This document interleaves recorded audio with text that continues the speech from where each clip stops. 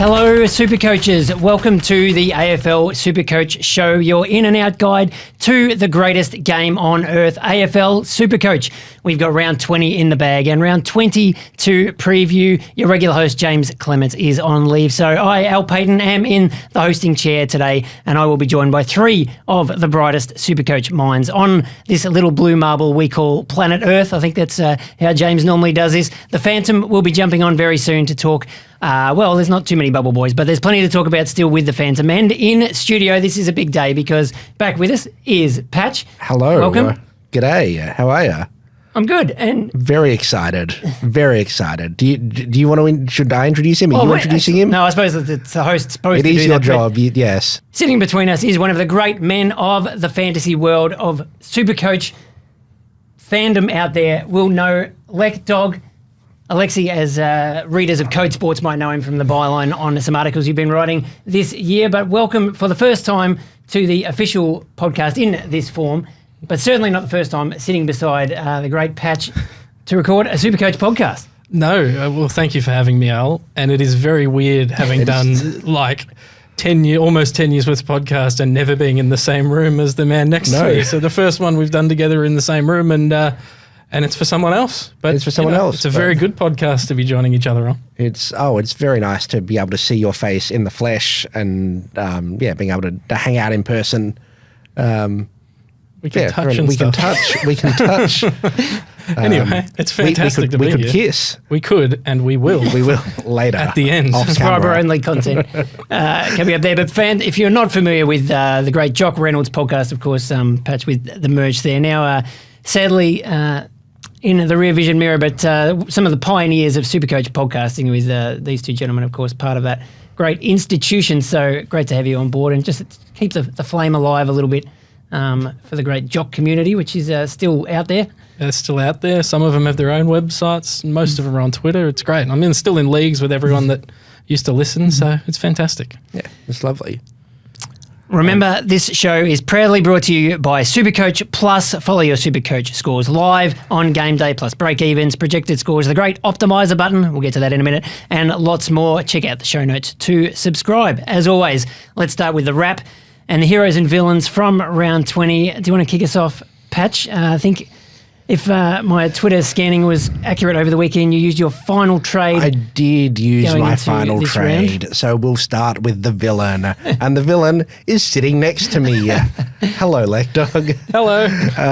So I used my final trade this week. I had to get rid of Zach Fisher. He was out. The rule was if he was out, I'd have a donut.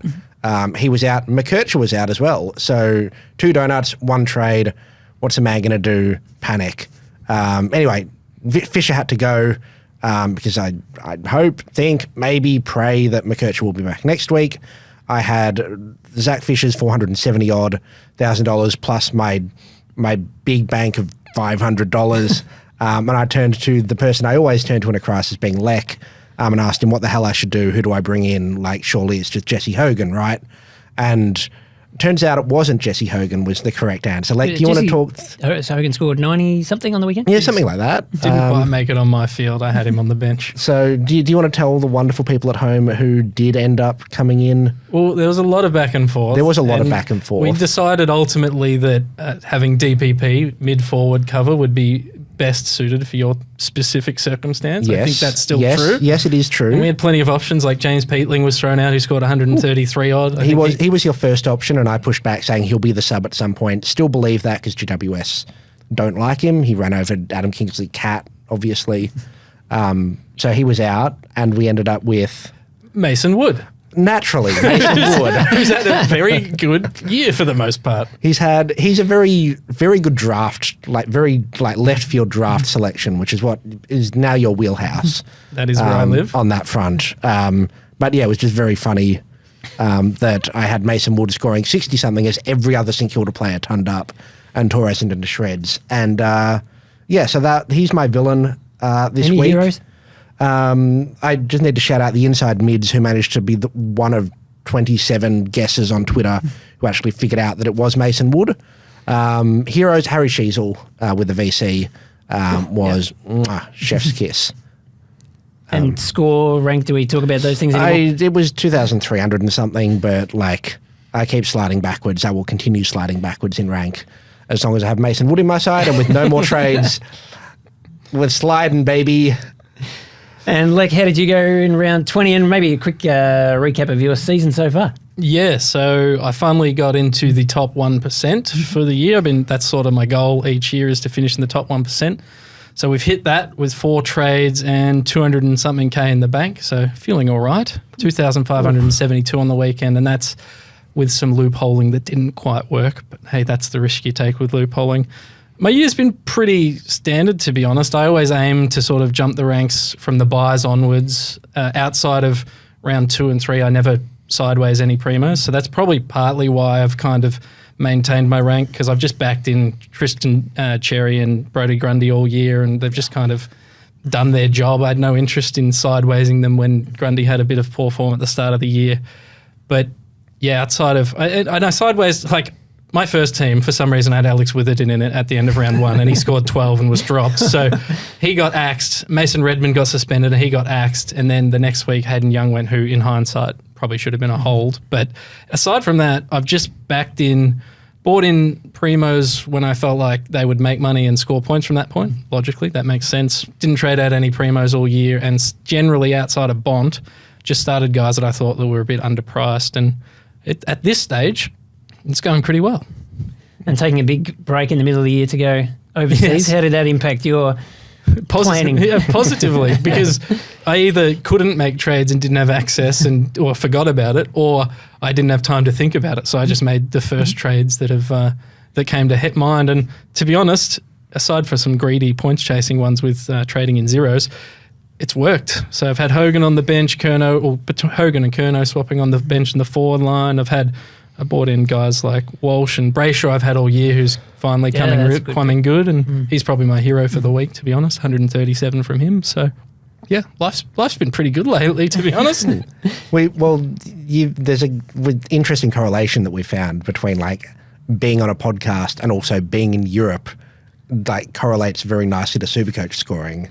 Yeah, history says between the two of us that if you go overseas and you stop worrying about SuperCoach, like worrying about podcasting and making your team run smoothly, it just kind of organises itself and you do really well. And then I dove further into it and looked at my overall finishing position year on year. And every year I haven't done a podcast, I've been in the top 1%. Every year I have done a podcast, I finished about 25,000. So I don't know what that tells you guys, but you probably means I was overthinking some things. Maybe. Well, hopefully we don't bring you down by bringing you back on into the podcasting world. My quick wrap-up of the weekend, a little bit of I've been sliding for a few weeks and sort of resurrected things a tiny bit on the weekend. 25.06, always good to get over the 2,500, although there were some pretty big scores out there. Shot back up the rankings about 40 spots to just outside the top 500. So I guess that's probably my goal. If I can get back in the top 500 over the last month. You've achieved your first goal.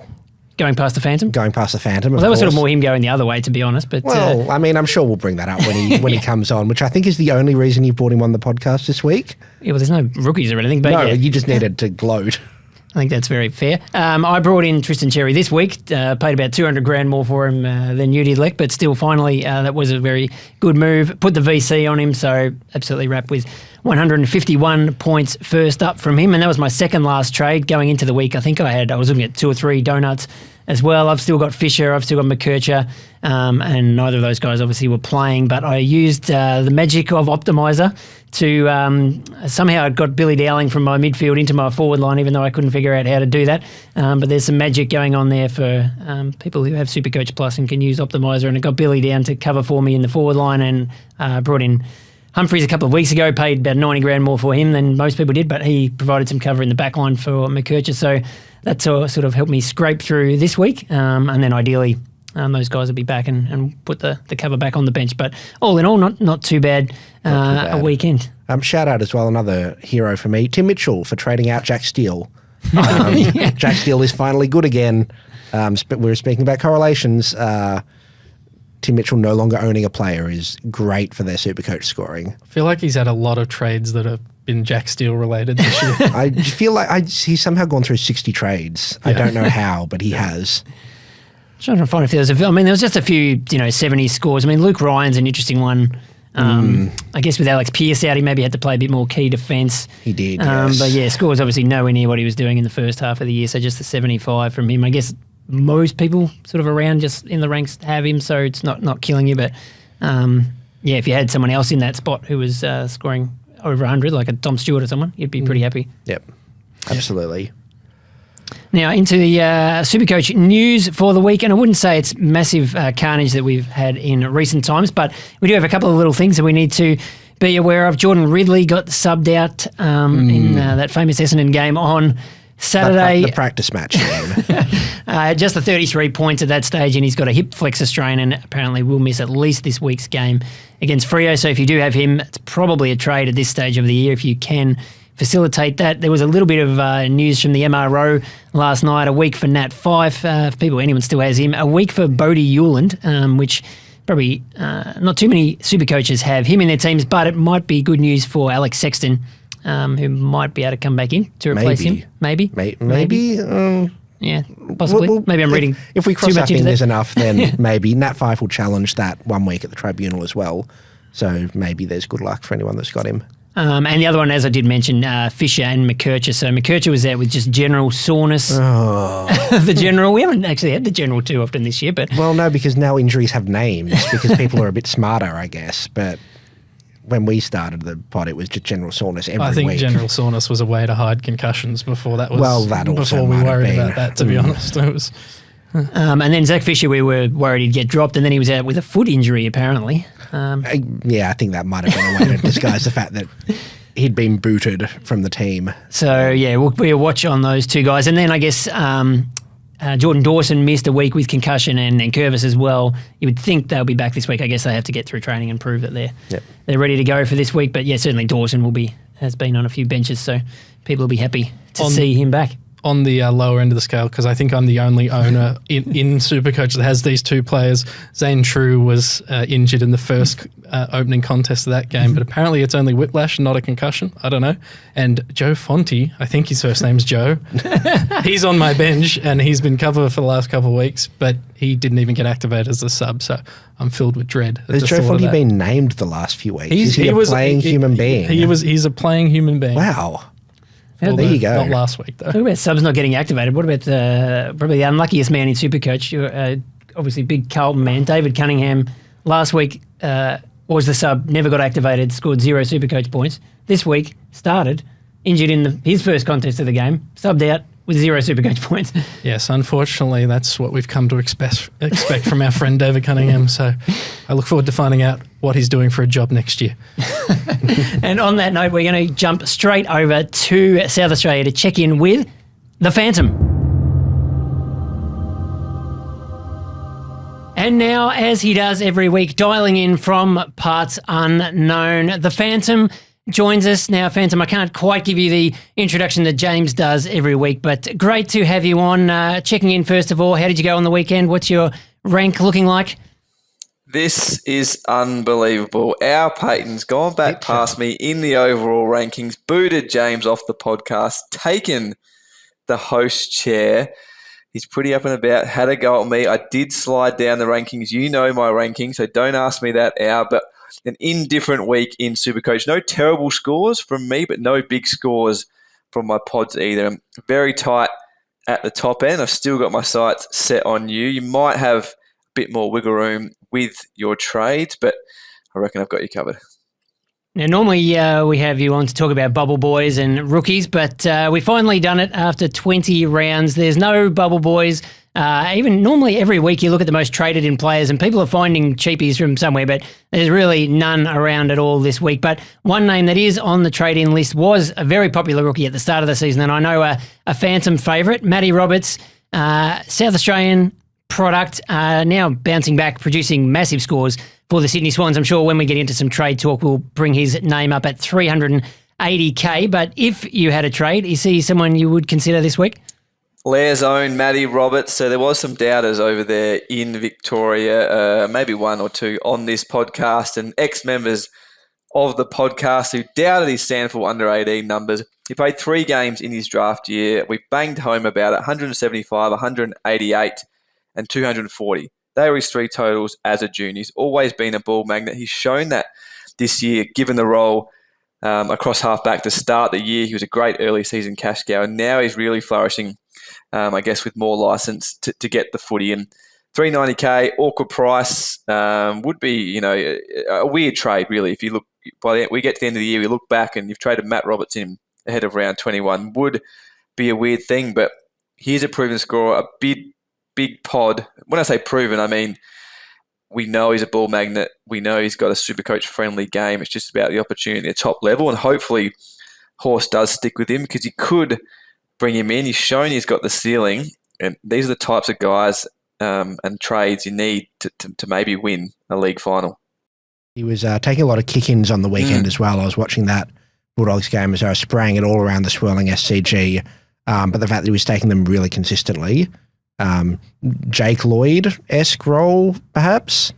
I mean, what was most impressive there was that the Phantom just knew those sample under-18 numbers straight off the top of his head. No preparation whatsoever there. But, I mean, the other name that we know the Phantom and the Lair loves is Billy Dowling, and surprised to see him pop up on the most traded out players this week. Second most traded out players, nearly 2,000 people trading him out. What do you make of that? Interesting one. Well done to you out there if you do have enough trades to maybe make an upgrade, and that's probably what you're doing there. You'd think in the 60s for Billy Dowling on the weekend. Hawthorn torched the Crows at Adelaide Oval on Sunday. Billy did a few nice things, again, working up and down the ground. No big 40-point last quarter finish off, unfortunately. But again, if you do have the trades, you've got some cash in the bank. Billy's made a lot of money now, so that's probably what you're doing. But otherwise, he is good cover. He's showing he's good cover, reliable cover, with the ability to throw in a 90 or 100. We saw him with the first SuperCoach ton of his career a few weeks ago. So again, if you can get to a premium, if you've got trades and cash, do it. Otherwise, he's your cover. Lex, I'll throw this question to you. How would you value cover for the last 4 rounds versus, just throwing it out there and trading in someone like a Billy Dowling if it can get you hopefully a higher scorer on field? Well, if I'm trading Dowling, it's to get more cover. Last year, I sort of jumped up the ranks at the back end of the year because I had cover on each line. I think I had George Hewitt in the midfield and someone in the forward line. This year, I've got Charlie Curnow to cover forward line, and I'm looking at trading Dowling out this week to someone like an Ed Richards maybe. 2 trades could get me basically anyone in the game, but looking at 1 trade, Richards, and I think having that, the person on the bench who can score is going to be more important than saving 1 trade for the last round or trying to bring in someone super cheap. So if you can't get from Dowling up to a primo, I think you hold Dowling, but if you can trade him, I agree with Fant, go for it. And yeah, DPP is just almost a must, isn't it, so you've got cover across as many lines as possible.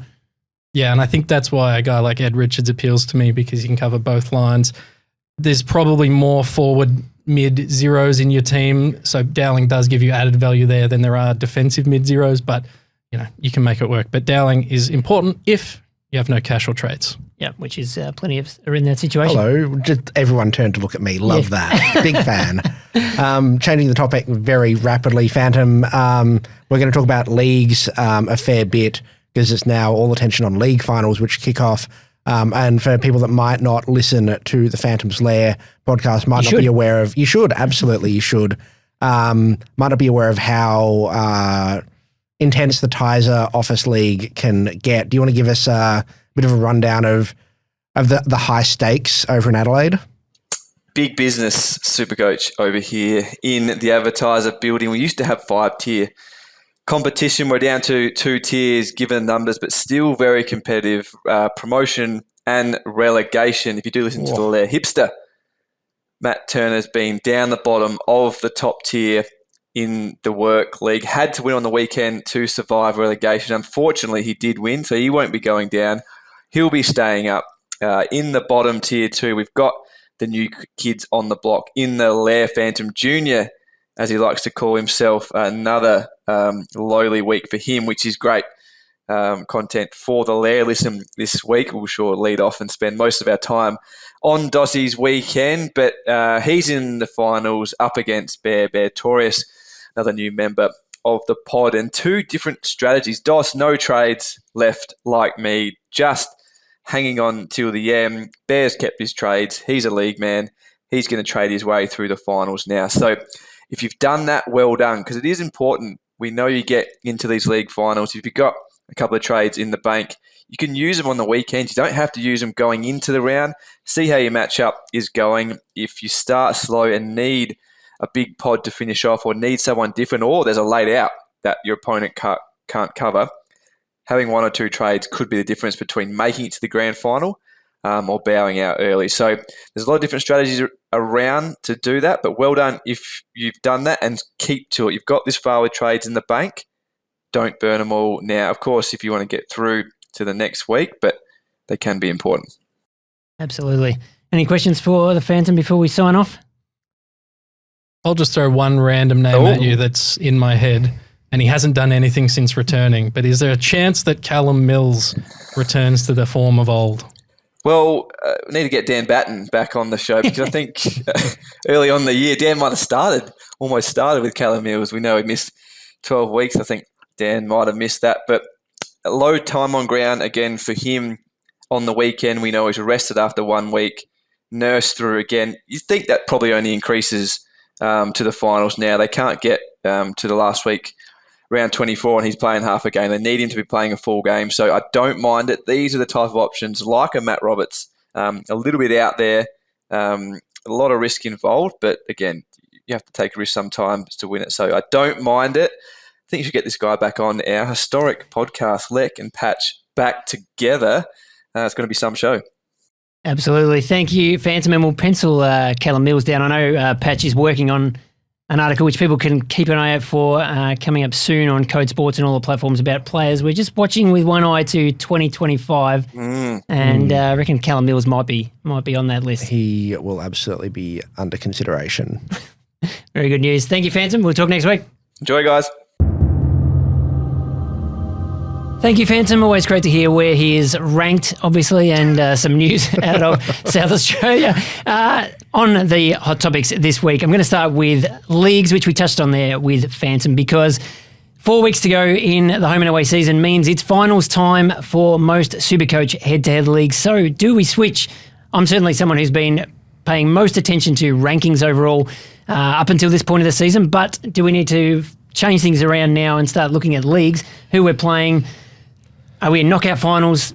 You know, how does this influence how we approach going into this week and the next 4 weeks, Patch? Well, yeah, I mean, it very much now. If you are switching into that mode, if you're sliding down the ranks, irreparably, hypothetically, were you beyond saving from a rankings perspective? I will certainly be switching to leagues, and you look at those matchups, figure out if you can, VC someone that they don't have. Gives you that real edge, whereas, if you both VC Bontempelli and, both take the score, doesn't really give you any leeway. So if you can VC someone they don't have in your final, that's good. You start prioritising your leagues, picking this is my cash league that I could win something from. I'll focus on this one and focus on the matchups there. And then, there's other ones that may be less important, or, I can win those, or I can't win that matchup, so I'm going to forget about it this week. And you just kind of, case by case, play it pretty strategically for those leagues, I think. Was you're sort of in a stronger position going into league finals. Was that sort of by design, or it's just worked out that way? Well, I did say this year I was going to focus on leagues instead of overall, and I am on track to have my best overall finish since 2014. So I don't know if that teaches anything, but having trades heading in, if you do have trades, it's particularly for must-win matchups. You can either trade to mitigate, bring in a player that they do have, so you don't have to worry about their pod, or you can do the opposite, which is what I always do, and just go for the biggest swing. Hopefully it returns something. This guy's only in 2% of teams, and he scored 120 last week. I'm bringing him in, but it does help if you have trades. You can be a bit more flexible, and you don't have to cop the zeros that might lose you that game. Or worse, the Mason Woods that might lose you that game. I'm telling you, he'll come good. He'll be fine. You'll have 3 tons out of him before the year's over. I will hold you to that at gunpoint. And as Phantom said, you can play it, really watching the scores over the weekend, tracking your matchups, and like you say, with captains, or even, holding back those trades. If Sunday comes around and you're 200 points ahead, maybe you just stick the trade in the back pocket, or you pick a safe captain. Whereas if you're behind, you can, roll the dice and take a few more risks. Yeah, I always, even though at the moment I do my trades on Thursday and don't think about it again, or Friday whenever just before final lockout. But if you're playing to win a league, having that trade in the bank, even if it's one trade, if there's a laid out of I don't know, Zach Butters is a laid out, and you're able to pivot from him to, I don't know, Adam Treloar, it could be the difference for your season. So I like to hold on now for the last 4 weeks as long as possible to pull the trigger on those trades. Yeah, absolutely. So just scanning my leagues, I did finish on top of the ladder in one league in the office, but I'm playing Glenn McFarlane in a qualifying final this weekend. And looking at his team, he's got a few handy pods that I don't have. So he's got Jack Sinclair, I should say, not just Sinclair, one of the great names from the past. But he's got Tim English in the ruck, Dylan Moore, and Jeremy Cameron up forward, a bit of a pod. Who could go big or not, depending on the given matchup on the weekend. But in the other main work league, I finished outside the top 4, and I'm in an elimination final, playing the AFL editor, who's got a very strong team. He's got Whitfield, Hayden Young, Dunkley, Caldwell, and he's also got Dylan Moore. So a few names that will keep me nervous this weekend. But yeah, I guess it's like you say, you got to try and prioritise, which one you're worrying about the most. Yep, absolutely. And if we are able to make trades, Lek, and you're in this fortuitous position, so maybe we just throw to you on this one. How many trades do you have, Lek, for those playing along at home? I have 4, and in the last 3 weeks, I've traded in 2 zeros intentionally. So I had 8 as of 2 weeks ago. Old man, you. And I've got 1. So I think we're in slightly different positions because really I don't want to use that trade. Even looking at leagues and, maybe if I was going to get knocked out in the first week, I might, get desperate on Sunday, but I'm really holding that back until I did consider using it last week. And, Jack Sinclair was someone I really would have loved to get in. But it just would have left me potentially exposed with no cover on the bench. And I had enough bench players to at least not get a 0 this week. So I thought I'll just ride it for another week. Maybe if it gets down to 2 or even 3 weeks left, the calculation changes slightly. But when you have 4, you definitely can afford to be doing some things. So who would you potentially be looking at this weekend? I mean, we mentioned with the Phantom, Matt Roberts is one of the form players of the comp. He's only $380K, and there's some cheaper guys out there, but money's probably not so much an issue in your position. No, I Would you say you have $200K in the bank? Yes. Yeah. If I make 2 trades, I can buy anyone in the game. If I make 1 trade, I think Ed Richards, as I mentioned, to Phantom is probably my target. But Caleb Sarong is someone I haven't had this year. I know he's a popular selection, but I've never had him. I know some people jumped off when he had a bit of a down patch, but came back another 111 on the week. I think he won the medal as well. He's $550K, which is his 3rd medal, I think. Yeah, well, his 3rd medal in that matchup, right? So he's $70K cheaper than he was at the start of the year.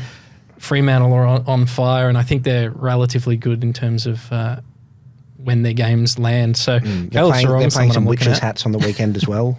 Oh, is that the matchup this weekend? That's the matchup this weekend. I highly recommend anyone from Fremantle this weekend. Yeah, Sam Swikowski, get on. Yep. So, you mentioned the Dogs. I mean, Richards and Treloar are 2 names that have been touched on. They have potentially the best run home for midfielders. I mean, we saw they just blew Sydney away, but then they've got Melbourne midfield, a bit decimated at the moment. Adelaide doesn't have the strongest midfield, and North. GWS a bit tougher in the final round, but given that, and you've got plenty in the bank, I mean, would you just go straight for Treloar? You look at, you like a pod, I think he's only in about 5% of teams still, despite averaging nearly 120 for the season. I do like him. He's a delicious selection. My issue with him is that everyone in my midfield are mid-only, so I'm really looking for either a mid-forward, but probably a mid-defender, so that I can sort of cover Dacos and maybe probably turn Max Holmes into my bench player rather than have him on field. So because he's a little bit down on form at the moment. Treloar's a great selection. He's just limited in a SuperCoach sense in that he can only play midfield. And I think that means I'm playing Walsh or Tom Green on the bench every week. And I feel like there's more value in finding a DPP for me personally. Highly recommend Treloar as a selection if you can get to him. Yeah, absolutely. Any other names that you like this week, Patch, just in the hypothetical world that you could get someone? In a wonderful world where I had trades. Would it shock you to learn I haven't really thought about it all that much this week. If you need someone really cheap, like you mentioned before, James Peatling. Love that man. You're a big James Peatling fan. He got a right up in the tackle. Robbo pointed him out as playing his best game. Surely the Giants now after that don't pull him back in. He's in that $300K price bracket. If you've got a bit of spare cash lying around and you've got someone like Nathan Kruger on your bench, I would be heavily considering like a James Peatling or... I mean, basically, when he plays, he scores. And that's whether it's in the VFL or AFL. It's just staying in the team and not being the sub are the only... I do have a sneaking suspicion. He's out of contract, and there's obviously talk about Harry Perryman leaving. I think, and since he's come back, he's basically been in the midfield in the guts. So I feel like they might be like going, no, please don't leave. I think they might be kind of convincing him to stay at the moment. So that encourages me for him as a selection. And the other name you mentioned earlier too, that's in your team already, is Andrew Brayshaw. Really coming good when and Freo have a nice matchup this week, as you mentioned. Some other Freo players, Sarong picking up a little bit lately, but obviously Luke Ryan, nowhere near the scores that he was earlier in the year. But Brayshaw is really coming good at the right time. Yeah, so when I pick my starting team, because Brayshaw was in it at the start, I try to pick guys who I think at the end of the year, their total points, they'll be in the top 20-ish. And right now he's 24th for total points across all positions. He's had 137 the last 2 weeks, I believe, or 2 of the last 3 weeks. 3-round average of 125, basically. So he's certainly coming good at the right time. If you can afford him, grab him. I do actually have a pod. I knew there was one sliding around in the back of my head. If you're looking for a midfielder, mid-only is a bit annoying, as you've just mentioned, but Tim Kelly is coming off 106, 97, 139 against Freo in the derby. Has Gold Coast, North Melbourne, Carlton and Geelong on the run home.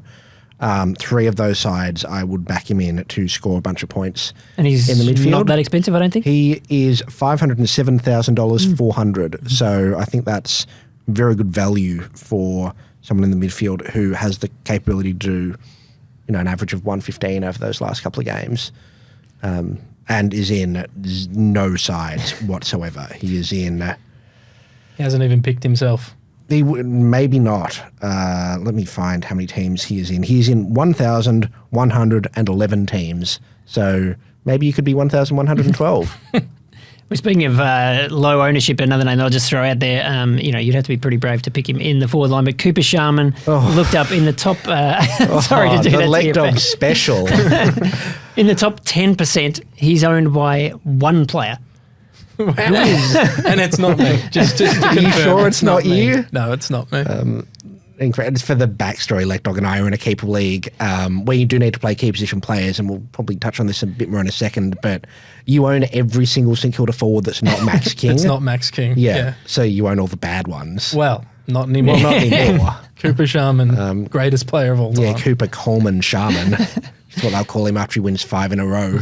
He's actually, 129 on the weekend, but he did score 82 and 88 before that, so it wasn't totally out of nowhere. It's been reasonable. 342K, but that is a brilliant segue. Thank you, Patch, because I did want to talk a little bit of SuperCoach Draft with Lek. We mentioned earlier, has been writing some articles, great articles for Code Sports during the season, pointing out some of the best waiver wire targets for your SuperCoach Draft league. So we don't talk about draft really enough on this show, but obviously that's something that you guys love and know a lot about, probably more than me, to be honest, because I really focus on the classic game. So can you give us the 2-minute sell on what's so great about SuperCoach Draft and what's happening in those leagues at this time of year? Yeah, so, at the moment it's in finals for SuperCoach Draft for all formats, basically. SuperCoach Draft, it's different to SuperCoach Classic. There's no salary cap. It's just pick your players in a draft format, believe it or not, and that's the team you get. And you can drop players to the waiver wire, pick them up through the year, trade team to team. But the beauty of it is that everyone's team is different because a player can only be selected once. So you don't end up with everyone having, I don't know. Sam Flanders. Yeah, Sam Flanders or Marcus Bontempelli, because he can only be selected once. And it does let you find guys like James Peatling or Cooper Sharman or guys like that off the waiver wire because you're looking, because all of the good players in quotation marks have been selected in the draft. So you got to really watch form, look at upcoming oppositions, look at historical averages, who averages well against the upcoming opponents. You kind of got to make decisions based on limited information and you tend to find gems every now and then. And I've been putting together a few articles for Code Sports. One that just came out last week was sort of guys that you should target towards the end of the year, and we can go through a couple of those names because a few of them fired on the weekend. But right now, in draft world, if you're in a redraft league, which is just you draft for this season only, you're in finals or you've been kicked out of finals and you can start worrying about who you're targeting next year. And if you're in a keeper league or a dynasty league, this is the part of the year where you're sort of assessing who you might want to keep moving into next season, or who you might want to put up for sale or trade to other players and for draft picks and all that sort of stuff. Do you want to just pick out a couple of those names? Yeah, so there was a few that sort of stood up on the weekend that I liked. Jaden Hunt was one that wasn't massively owned, and I think he scored about 96. From Stephen May and Judd McVeigh both scored reasonably well as well. For Stephen May's a lot more highly owned than McVeigh, but you kind of got to find the guys who aren't owned. I think McVeigh scored 80. And then the one that I really liked and was really hot on was Connor McDonald from Hawthorn, who I believe he got well over the ton on the weekend. And he's someone that I would be targeting for his run home, because their opposition tend to give up points to sort of those forward midfieldy kind of players. But also for if you're in a keeper league or a dynasty league, he's someone you should be trying to get your hands on, because I think he's pretty close to exploding next year. So keeper league and dynasty leagues, for those that haven't heard of those, they're like, we're on obviously in a couple together.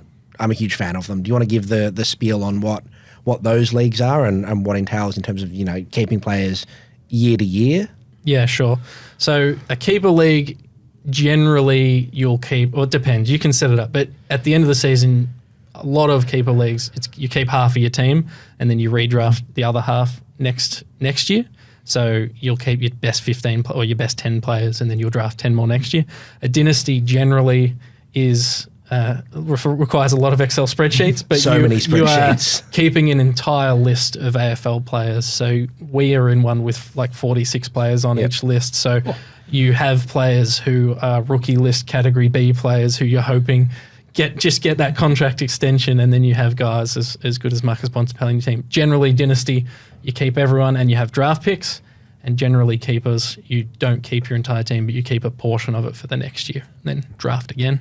Yeah, I'm assuming those, you know, if you're in a keeper league, that obviously changes the values of players, and, you know, how do you try and weigh that up? Whether you obviously, you know, someone like a Harry Sheasel, they're right at the top of the list because they're going to be so good for so long. But then, when you're looking at new guys coming in, how are you weighing up, some first-year players like, I don't know, a Kane McCall for Richmond versus, some of these other mid-tier type guys that you're talking about who are scoring points now? Well, yeah, and now this is the time of the year where a lot of people will make the plays for, if you're a finalist and you've got a Kane McCall on your list and someone comes calling and says, hey, I've got this Travis Boak who will be good for maybe 4 more games. Maybe he goes around again next year, but is largely the sub.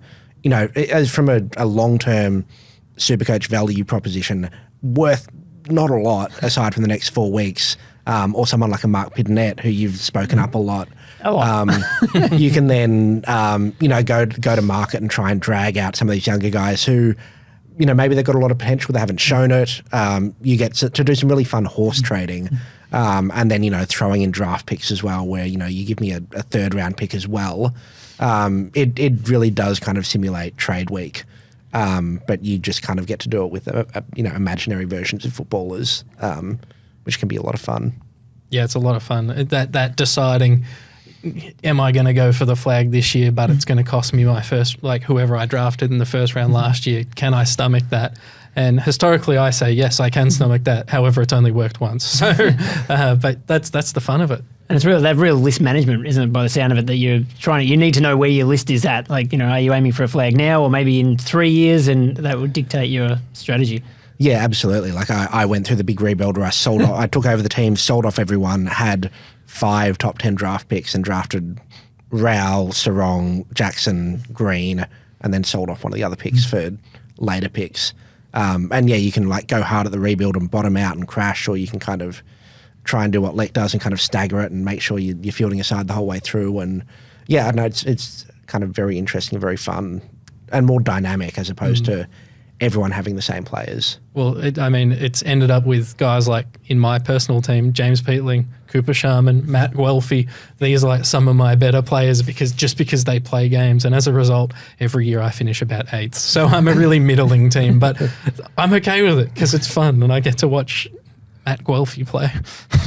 Yeah, you get like in-depth discussions about how much Matt Kennedy is worth at the trade table. Yeah, exactly. Yeah, and one of the things I love about SuperCoach is just, it gives you a lot more reason to watch games over the weekend, a lot more investment in, you're watching Freo or GWS play. But yeah, this time of year, a lot of, looking at those pods in some of those finals matchups, watching Freo, everyone's, that I'm playing's got Ryan, they've all got Sarong.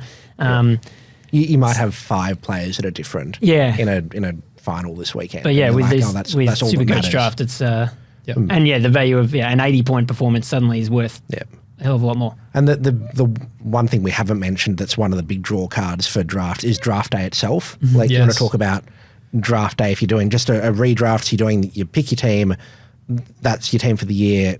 End of the year, next season you're picking an entirely different team. Draft day is the day of the year. It's Christmas. Yeah, it is. It's exactly that. It's Christmas. So we have a draft. We get together. We supply barbecued foods, American barbecued foods and beers and soft drinks. And we put draft day or Moneyball on in the background. Yes, draft or most of the time both. Both. We've got a big sheet on the wall where we have everyone's name, their draft picks, and then they have to, as they're selecting, they have to go up, write the name on the board, and while everyone's watching. And so it's very dramatic when you reveal who the first selection of the draft is going to be. And it's just a lot of fun. And it's a great way to get together. And it kind of, obviously you've done a bit of research leading up to that, but for us, it kind of kicks off the SuperCoach season. Yeah, absolutely. You play around hypothetically with Classic whenever Team Picker opens, but yeah, once you start doing your first draft, that's when it's footy season. I'll say this: I think if you're a draft enthusiast, and particularly in deep league drafts where you've got a lot of players on your list, I tend to reckon you do better in terms of finding rookies or cash cows in Classic, because you kind of done the research, like the way Phantom knows Matty Roberts' stats from juniors. You kind of have to know that if you're drafting, particularly in a keeper league or a dynasty league. You have to know what the young players do and where they might fit into their teams. So it does give you a little bit of a leg up in that sense, I find. Yeah, well, this week I'm looking at someone like a Peeling or a Cooper Sharman have just suddenly popped up on the radar for Classic, but you're all over them because you've been watching them closely for draft this whole time. Yeah, they've featured in a few Code Sport articles over the journey. Subscribe. If somebody wants to get into SuperCoach Draft, obviously the SuperCoach platform doesn't really have the capacity to do the dynasty leagues, but obviously reading some of your stuff at the start of the year, and you'll do stuff over summer, hopefully, talking about where to get started. But for somebody that's interested and wants to know more, like how would you go about starting a new draft from scratch? Yeah, well, the first thing I'd do is just find a few friends who are interested. Keep it simple for the first year. Get 10 people together. Let's call it 10 people, and just have a basic. We're going to do a draft just for this year. Whatever it is, 5 defenders, 5 mids, 5 forwards, and a ruck, or whatever the numbers end up being, and just have a crack. Then you can practice on the SuperCoach platform. There is, in the preseason, there's like practice drafts, mock drafts you can join. There's also open leagues you can just join if you want to. There's always message boards and stuff, and social media as well. There's always people looking for draft leagues, but just have a crack, basically. It's a lot of fun, and I get way more enjoyment out of it, or fulfillment out of it, than Classic. Classic's fun, and it's always been there, but it probably doesn't require the in-depth, frustrating research as draft does. You don't need to know 600 of the 800 players on AFL list. You just need to know maybe 100 of them. I don't need to know Isaac Keeler's kicking 2 goals a week for St Kilda's VFL team. You do not, no. For SuperCoach Classic. I don't need to be tracking Kane Baldwin's injury each and every week on the Essendon injury list. No, Ryan Gardner doesn't feature much prominence in SuperCoach Classic, but yeah, so it's just a lot of fun. So if you're out there, play SuperCoach Draft. We're going to be plenty of resources next year. I hope so. There'll be plenty of resources next year to teach you how to play. Yeah, absolutely. It's a mission for me for next year is definitely to get more into it, even for no other reason that I can understand what's going on when someone wanders around to Patch in the office and says, come on, you've got to give me 2 future picks for Tom McDonald. And I'm not sure what the hell's going on. No, neither do I. Tom McDonald's not worth much. So anyway, it's great fun. Big fan. And I'm hoping that we'll be able to do some more content around it next year as well. Yeah, hopefully, yeah. That is the plan. So there's a wrap. Quick primer for you on SuperCoach Draft. We better get into the last few segments for the show, starting with Stats with Al, which is normally where James throws to Al, who is me. Would you like me to throw? Oh, yeah, go for it. So it's time for Stats with Al. With Al. Al, do you have any stats for us? I do have some stats. Thank you, Patch. I touched on it earlier. Alex Sexton kicked 5 goals in the VFL, scored 142 SuperCoach points. So if you've got him on the bench, there's a chance he could come back in. What position was he playing? Well, he kicked 5 goals, so he's probably forward. But he then comes in as a defender, you reckon, or does he play? Well, I think he played forward and a bit of wing last time he was in it. So, I mean, it's kind of a positive that he can play anywhere, but I guess you'd rather him playing defence if he's in your SuperCoach team. Does his flexibility mean he might come back as the sub? Yes, possibly. But, I mean, if he comes back and Fisher comes back, all of a sudden you've got this forward defence wing back again, that looked great for me about 3 or 4 weeks ago, and then it all sort of went out the window. But just quickly scanning some of the SuperCoach numbers from the VFL and the second-tier leagues, you can see all of these on Code Sports as of, I think, tomorrow morning. But a few other bench players who did pretty well. Jai Clark, Bruce Revel, Hugo Garcia all scored over 100. So there's a chance we might see a few of them back in the selection mix, which could be handy if you're just looking for some more warm bodies going into the finals. And another name that bobbed up, scoring a season-high 93 SuperCoach points in the waffle, Cohen Livingston. Oh. Which would throw the cat amongst the pigeons if he came in for a debut. That would be a wild turn of events. So just wanted to keep an eye on it. I think Matt Flynn scored about 150, so... You'd think he might be in first. Yes. Maybe. It's 3 goals for Cohen. So just keep an eye out for that one. So on to quickfire round. We'll try and actually keep this quick. We haven't done a very good job of this all year of actually making this quickfire, but ask both of you gentlemen, yes or no, could you, if you had trades like the great Lek, although you've got heaps of money in the bank, so you probably don't need to, but could you potentially consider trading Luke Ryan in the form and role that he's in at the moment? Legally, yes. I mean, yeah, he's in a bad role. He's in everyone's team. Would be a great non-pod for as long as Alex Pearce is out. Yes. I think Alex Pearce is out for a while, boy, yeah. Well, his arm is in a big cast, so that's probably a decent indication that he's out for a while. Yep. Yes, you can trade him, but if you don't have cash, the options, I would say, are relatively limited. So you basically got to go up from him for it to be a value prospect in my eyes. How much money has he lost? He's about, 524K. Wow. So he was like 700 grand. Yeah. Yes, he was when I got him. And over the last 5 rounds, he's averaging 97, which isn't a lot for a defender. How much is Lockie Whitfield worth these days? Lockie Whitfield is $597,000. Oh, good Lord. Got him at sub 500, I believe. I was very tempted, but Tim talked me out of it. Thanks, Tim. That'd be bad when Tim traded him out, I think. It was, yeah. That was part of the reason why I was considering trading him in. Oh, yeah, that would have made sense. Anyway. But yeah, the issue with him is that everyone who's in form basically costs more money than him. Yeah, so you need some cash in the bank. Maybe you could trade out a Billy Dowling to free up some money. Next year, we'll go through a lot more of these maybe over the next few weeks, but just one name off the top of my head, Tom Green. Would you be starting him next year based on what we've seen? I will consider it. Yep. We've seen that he can be a fantasy, like a SuperCoach beast when he gets going. If he looks like he might get going, then I will probably start him. No, I'm not starting him. He scored 5 the week I traded him in, and since then he's averaged about 100. So I'm not interested. It's all right. My gut was right. But if you ignore all of his bad scores, he averages 150. That's true. That is true. That's maths, I believe. That is maths. That's talking like a draft, like used car salesman are trying to sell someone in a draft league to someone. If you ignore all his bad scores, he's really good. No, I think we're going to have plenty of value next year, and I don't think he's going to be providing it. Yeah, mid-only does hurt. Anyway, yes. Talking about keeper leagues and draft leagues, if you had to pick one of Nick Dacos or Harry Sheezel, could you choose between them? It's win-win, to be honest. Yeah. Is Nick Dacos going to retain DPP? Well, that's kind of year? the next part of the question here. Would you pick Dacos if he's a mid-only? Would you pick Sheezel if he's a mid-only in Classic?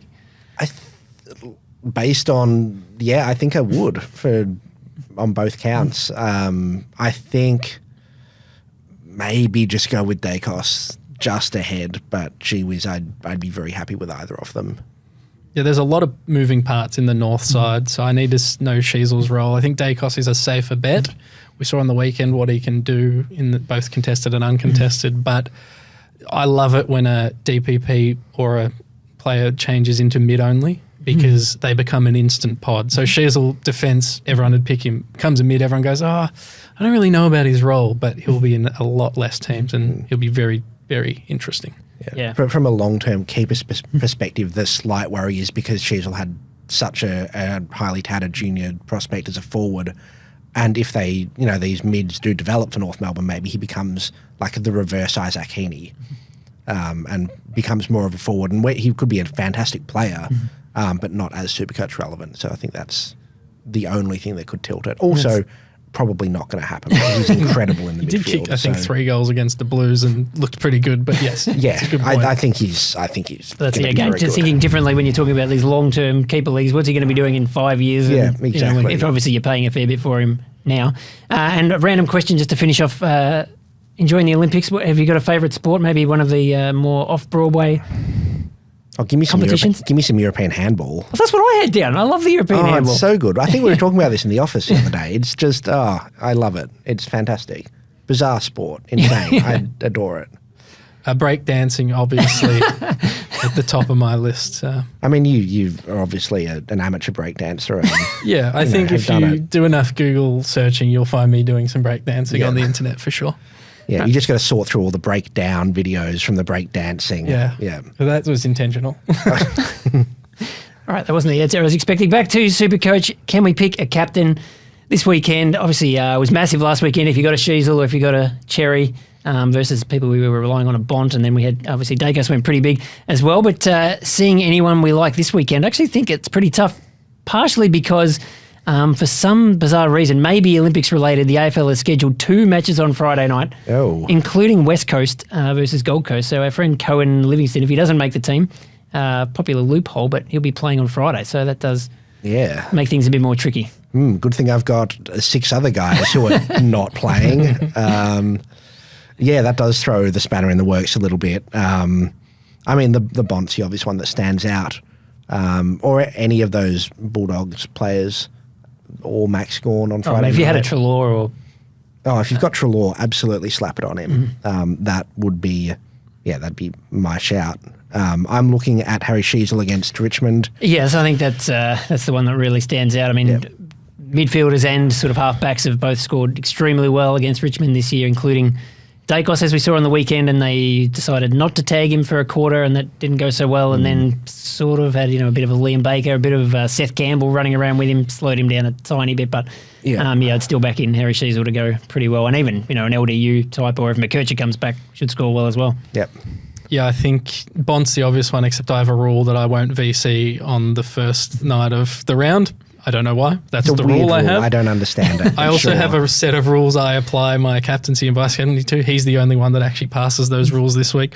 But my other option, my slight poddish option, is probably Tom Stewart, who 134.99 and 174 in his last 3 against Adelaide. The 134 was from this year. So and he seems to be back in form at the cost of Max Holmes, it looks like. But he's that's really okay. playing midfield. It's Sam Flanders on a Friday night. Well, I was going to ask you about him, your favourite that we forget to mention every week, but I mean, coming off a 130, plays the Eagles. Coming off a 140. Well, even better.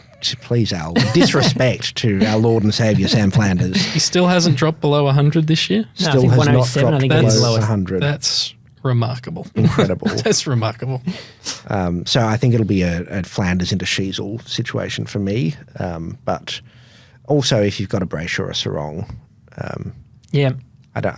I'm not going to elaborate, but you'll know what I mean. I mean, the other team that gives up points to defenders is St Kilda. They've got a reputation for that, and you've got Dane Zorko playing against them on Sunday. The Saints are in some decent form at the moment, so maybe that doesn't quite apply. But that's been a sort of a long-standing thing in SuperCoach. And the only other one I'd keep in mind is Tristan Cherry, who was obviously massive on the weekend. If Nank doesn't get up, he'll be rucking against a combination of Samson Ryan and Noah Bolter and Jacob Kajitsky. So you'd think he'd probably go right as well.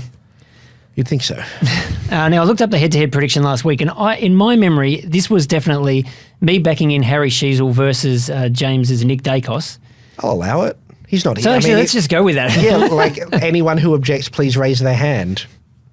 Exactly. No objections? All right. I did check the tape, and it didn't exactly say Harry Sheasel, but I'm certain that's what it was. So we'll run with that. We'll call it a win to you, and James can mail in his objections from Noosa or wherever he is. Good idea. Good plan. So I don't actually have one down for this week, and James isn't here. So do we just call it a forfeit potentially?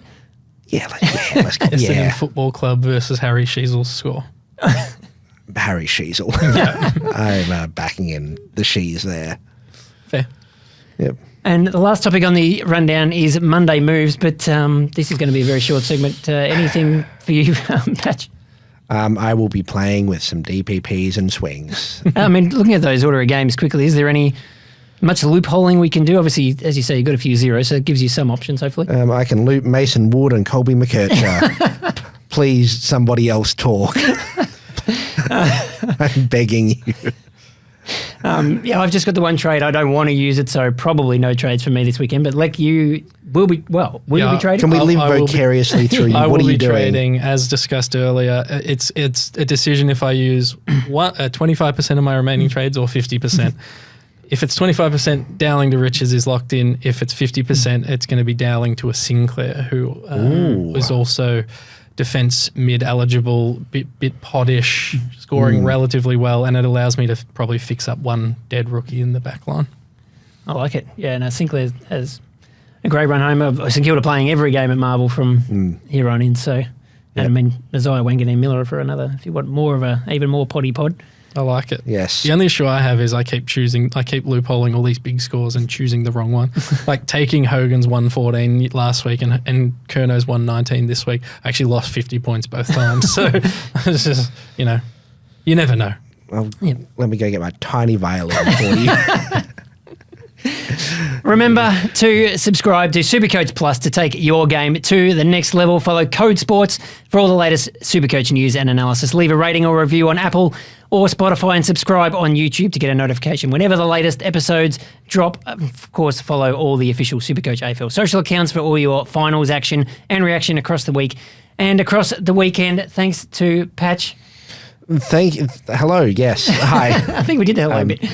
Yeah, no, thank you for having me yet again and putting up with my utter nonsense. And huge thank you to Lek for jumping on. It's been an absolute pleasure talking draft and hearing about your SuperCoach adventures this season. Oh, great to be here. Thanks for having me. Hopefully we'll get you back on pretty soon. And thanks, of course, to the Phantom for jumping on as well. Thanks, everybody, for watching and listening. I've been Paton. Have a great round 21 and happy SuperCoaching.